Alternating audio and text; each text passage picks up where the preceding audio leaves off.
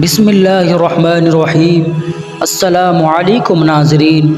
تاریخ انسانی میں کچھ ایسی ہستیاں گزری ہے جنہوں نے تخت و تاج کے بغیر دلوں پر حکومت کی، جن کی نگاہیں فیض نے کفر کے اندھیرے کو اسلام کے نور سے بدل دیا۔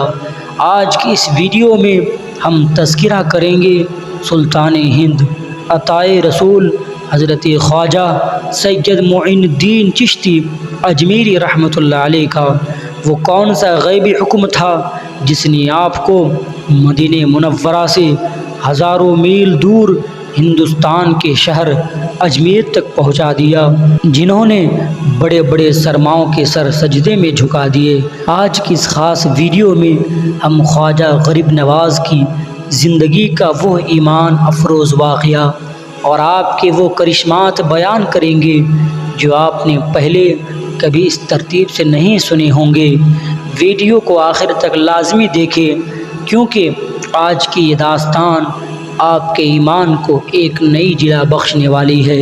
واقعے کی شروعات ہوتی ہے مدینہ منورہ کی ان مقدس گلیوں سے جہاں خواجہ معین الدین چشتی رحمۃ اللہ علیہ حضور اکرم صلی اللہ علیہ وسلم کے روضہ اقدس پر حاضری دے رہے تھے۔ ایک رات آپ کو خواب میں نبی کریم صلی اللہ علیہ وسلم کی زیارت ہوئی اور آپ صلی اللہ علیہ وسلم نے حکم دیا، اے معین الدین، تم میرے دین کے مددگار ہو، ہندوستان چلے جاؤ اور وہاں اجمیر میں قیام کرو، تمہارے ذریعے وہاں اسلام پھیلے گا۔ اس بشارت کے بعد آپ نے اپنا سب کچھ اللہ کے سپرد کیا اور اپنے چند جانثار ساتھیوں کے ساتھ کٹھن سفر طے کرتے ہوئے ہندوستان پہنچے۔ جب آپ اجمیر پہنچے تو آپ نے ایک درخت کے سائے میں قیام کرنا چاہا، لیکن وہاں کے راجا کے سپاہیوں نے بدتمیزی کرتے ہوئے آپ کو وہاں سے اٹھنے کو کہا۔ سپاہیوں نے کہا کہ یہاں راجا کے اونٹ بیٹھتے ہیں، تم یہاں سے ہٹ جاؤ۔ آپ نے بڑے صبر سے فرمایا، ٹھیک ہے، ہم اٹھ جاتے ہیں، اب یہاں تمہارے اونٹ ہی بیٹھے رہیں گے۔ کہ اگلے دن جب ساربان اونٹوں کو اٹھانے آئے تو کوئی بھی اونٹ زمین سے نہ اٹھ سکا۔ راجا تک بات پہنچی تو پریشان ہو گیا۔ آخر کار جب سب نے معافی مانگی تو آپ کے فرمانے پر اونٹ دوبارہ کھڑے ہو گئے۔ اجمیر میں قیام کے دوران جب مسلمانوں کو پانی کے استعمال سے روکا گیا تو آپ نے اپنے خادم کو آنا ساگر بھیجا پانی لانے کے لیے۔ جیسے ہی خادم نے برتن جھیل میں ڈالا، پوری کی پوری آنا ساگر کا پانی اس چھوٹے سے کوزے میں سما گیا۔